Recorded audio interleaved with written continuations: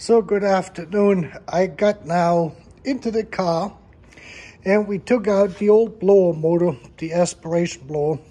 This thing was stuck and I got it now back out. You can see it doesn't freewheel. It goes back into this position and that means that the brushes are worn out. If it gets stopped in the correct position, it will still run. This thing here is what I said in my comment in the other post. They can break out just like this. When you undo them, it just snapped on me. Airbag came out, all of the stuff came out. And this is how far you have to work your way out in this to get there. And this is basically underneath here. And now we can see what I did here, I hope. We got both of these elements in, new. I had to change the long stroke. I took this off the old one and I put this on the new one, and I put my new Ys and my new elbows on.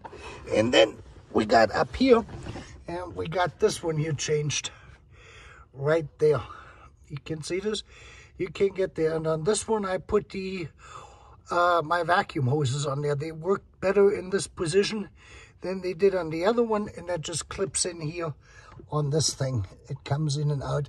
This one you have to basically undo the connection of that little rod and then twist it, and then you push it up into the insulation. Now back in this direction here, you push this back in this way, this direction here, going further in, and then you can come out to that hole and put in the new one. And that concludes the right hand side. Now I gotta basically put all of this back together.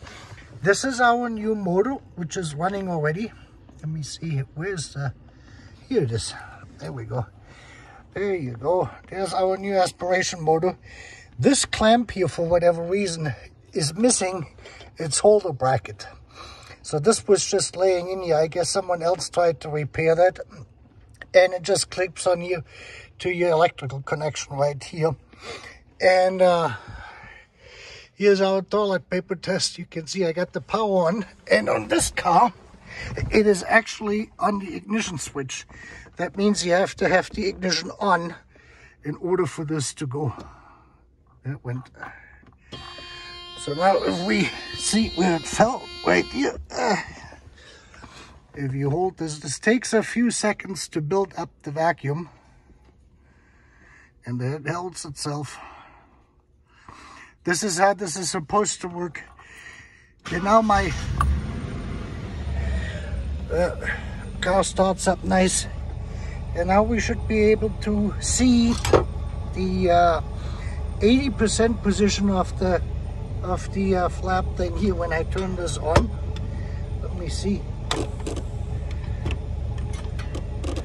So this has moved now. Yeah. This is now what they call the 80% position. 80% fresh air, 20% indoor air or cabin air, and that will close the off after 10 minutes. And that was the part which was not working on the elements.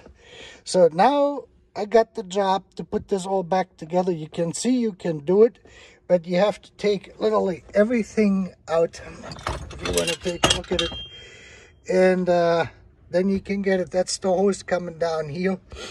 And you have to put that bracket back in for the, in my case, for the airbag.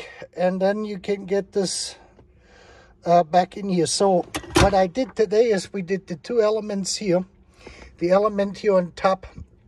And I changed I resorted the temperature switch or temperature sensor for my heater core, which also was off in the resistance.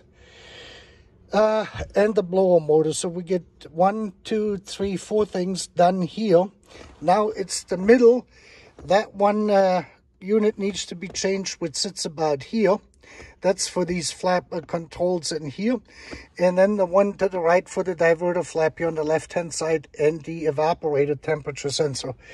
So this will be the next project, and then this here. But this way I don't have to mess anymore with the airbag. So I can put this all together and put this to rest, since this side is now completely finished. Everything here to the drive passenger side is redone. And with that, you have a great afternoon.